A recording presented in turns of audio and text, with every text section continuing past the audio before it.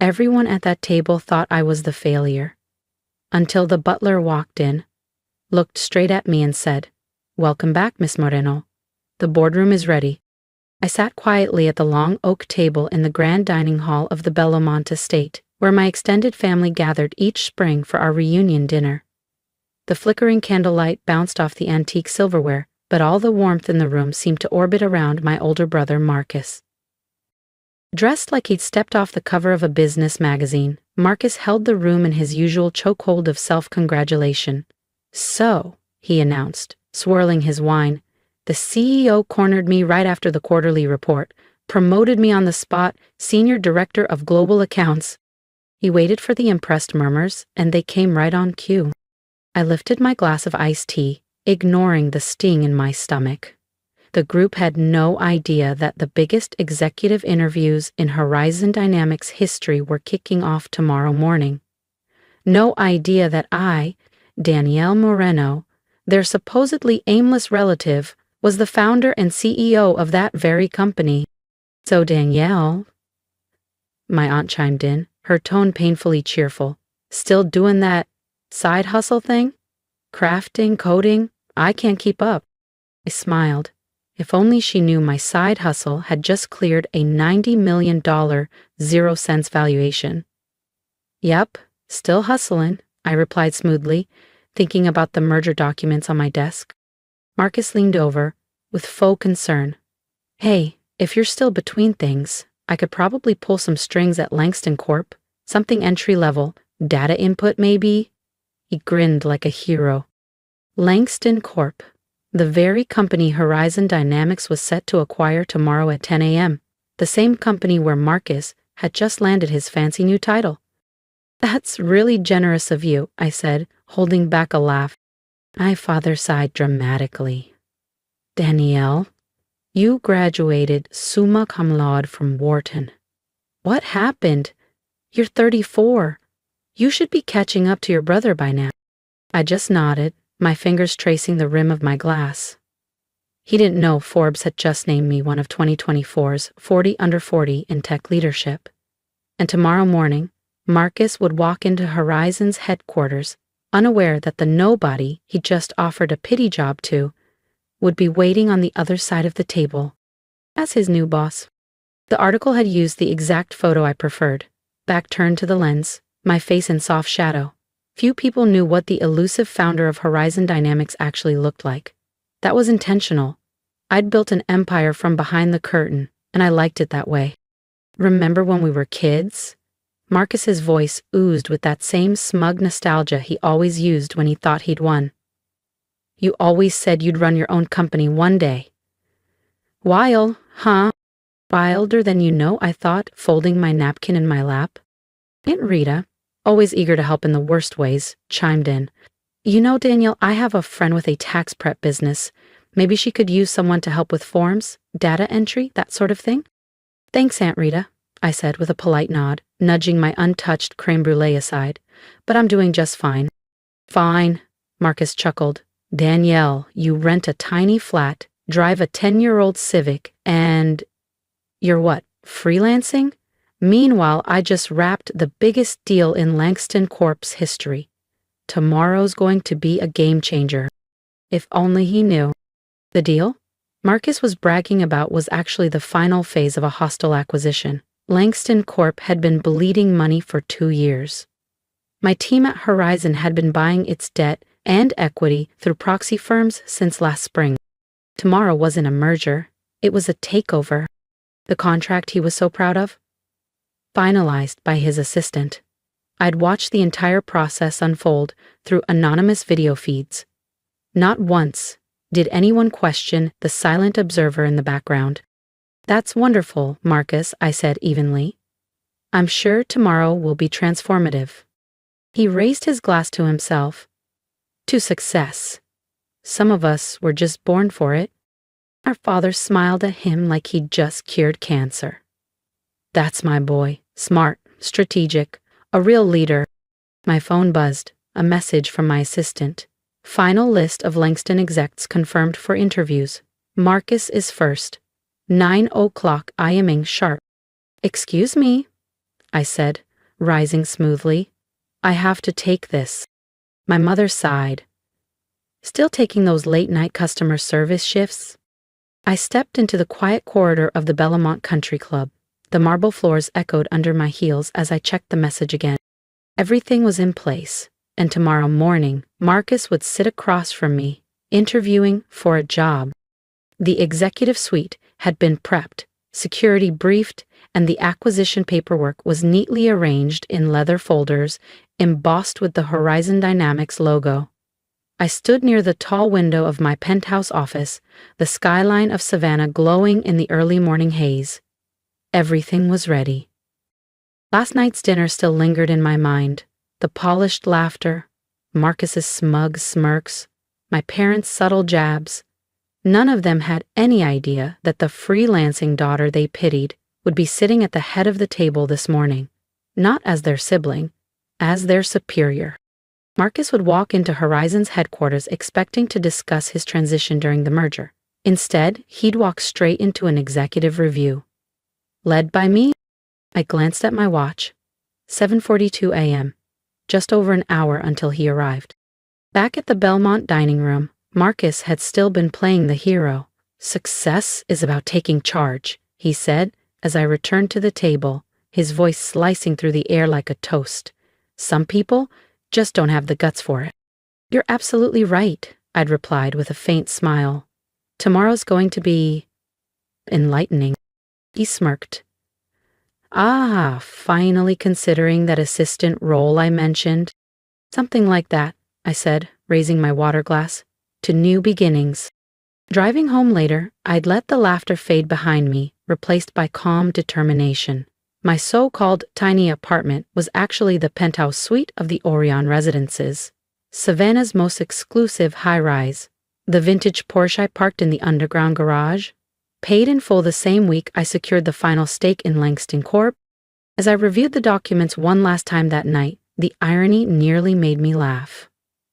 I had built Horizon Dynamics from a borrowed laptop and a rented co-working desk. Now it spanned multiple continents, and today it would absorb the very company that made my brother feel powerful. The next morning, I stepped into my private elevator, the gold key card clicking smoothly into place. The numbers lit up: 30, 31, 32. Top floor, executive boardroom. I adjusted my blazer in the mirrored walls. Today wasn't about revenge. It was about recognition. And the moment Marcus sat across from me, resume in hand, I'd give him exactly what he thought I lacked: power, control, and clarity. Only this time I'd be the one making the offer, if I decided he was worth keeping. I stood in the corner office of Horizon Dynamics headquarters, watching the Savannah skyline bathe in golden morning light. The glass walls reflected someone far removed from the so-called failure my family thought they knew. A woman in a precisely cut steel and Marlowe suit. A woman in control. "Good morning, Ms. Moreno," my assistant Casey said as I stepped out of the elevator. "The Langston Corp executives are waiting in the main conference room. Your brother arrived 15 minutes early." Of course he did. Marcus always had to be first, always had to dominate the room before anyone else arrived. "How many times has he mentioned his new title?" I asked. Casey tapped her tablet, barely suppressing a smile.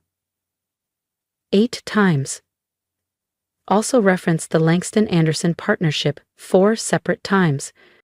I smoothed my blazer, glancing once at my reflection in the brushed steel wall. "And security?" "All in place, phones and devices collected, no leaks." "Good," I said, inhaling deeply. "Let's not keep them waiting." The Horizon boardroom wasn't just designed for meetings, it was built for moments like this. Floor-to-ceiling windows framed the skyline. Every chair was positioned with intention, the kind of space that made you feel either very big or very small. As we approached, Marcus's voice drifted into the hallway. "And once the merger finalizes, I'm confident I'll have direct oversight of all global accounts. Frankly, I wouldn't be surprised if Horizon offers me a seat on their board." We pushed open the door. Silence hit like a wave.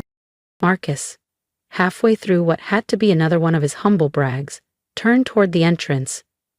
His confident expression faltered as confusion swept over him. "Danielle?" He blinked. What are you doing here? I stepped forward without missing a beat, placed my briefcase at the head of the table, and met every eye in the room. Good morning, everyone. Apologies for the delay. Casey began handing out the acquisition packets. There must be a mistake, Marcus said sharply. This is a confidential strategy session. We're here to meet with Horizon's CEO about the merger. I calmly opened my folder. Correct. I'm Danielle Moreno, founder and CEO of Horizon Dynamics. I let the silence hang for a beat. Now, Marcus. About that merger. If you've enjoyed watching the quiet rise before the reveal, don't forget to subscribe, because the real power play is just beginning. The silence that followed was complete. Marcus had gone ghost pale, his designer suit suddenly looking more like armor cracked in battle. Around the table, the Langston Corp executives flipped through their folders in stunned disbelief. Just yesterday, they'd dismissed me as some underqualified consultant. Now realization was dawning fast, and painfully. This is a joke, Marcus finally said, voice tight. You're just a freelancer. There, its freelancer title, I replied calmly, was a cover, like the penthouse I live in, which happens to sit atop the Archer building, a building owned by Horizon Dynamics. He stared at me as if I'd just rewritten his entire identity. In a way, I had.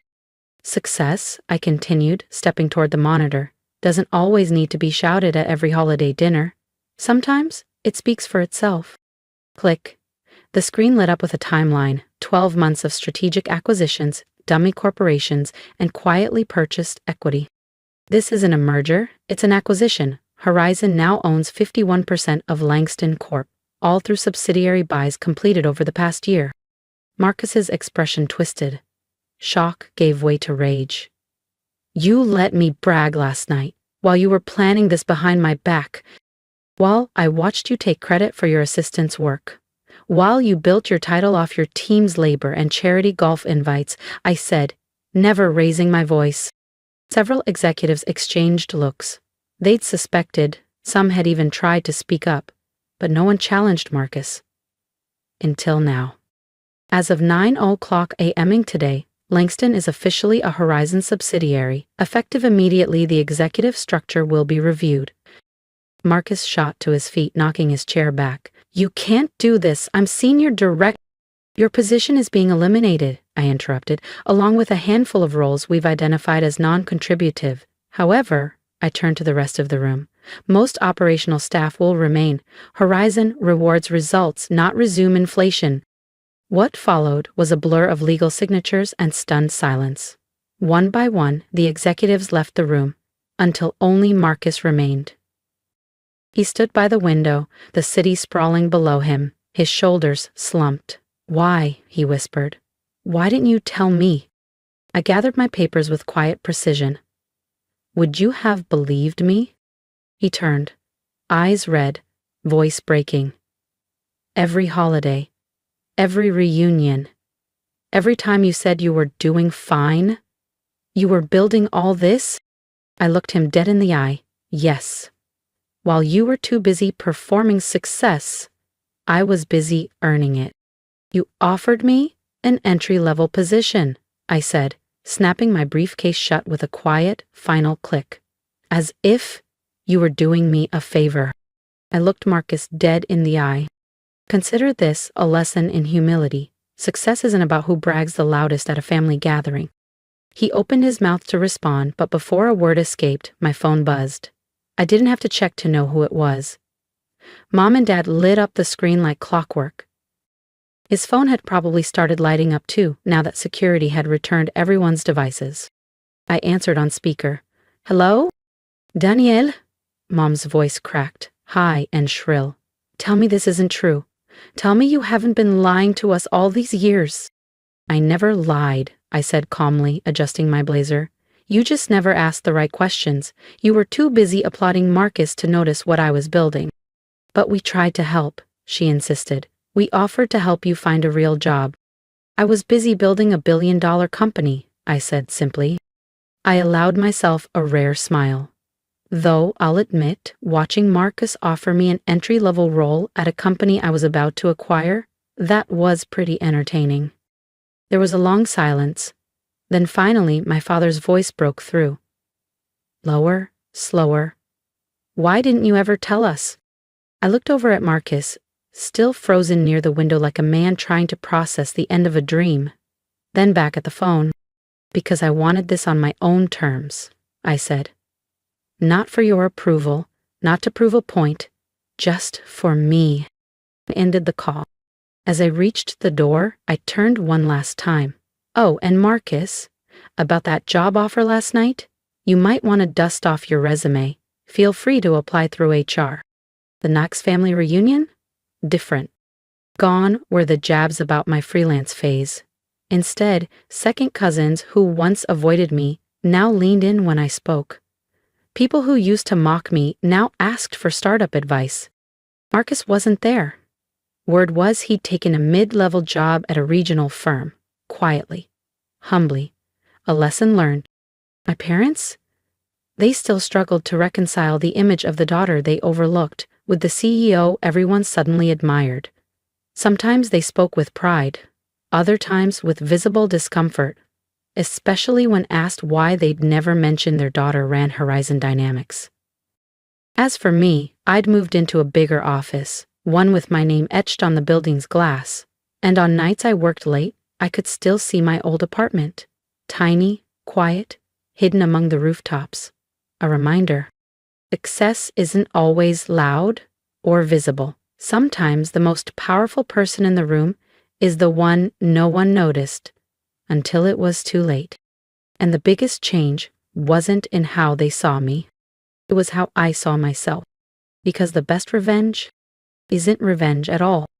It's becoming everything they said you never would be and not needing their applause to know it. Thank you for listening to a story that, for years, I never thought would be heard. I'd love to know your thoughts. Drop a comment below. Tell me, have you ever been underestimated, brushed aside, made to feel like your dreams were just too big, too strange, or too far from what others expected of you? I promise, I read every word. Because no matter how far we rise, connection still matters. And if there's one piece of advice I could give you, it's this. You don't owe anyone your story until you're ready to tell it. You don't need to explain your grind to people who only notice noise, not substance. Build in silence, grow in your own time, and when the moment comes to step into the light, you won't need to shout. Your results will speak loud enough. If Danielle's story reminded you of your own strength, I hope you'll subscribe, because I've got more stories to tell, and maybe one of them will help you reclaim your power too. And remember, just because they can't see your worth yet, doesn't mean you're not already becoming something extraordinary.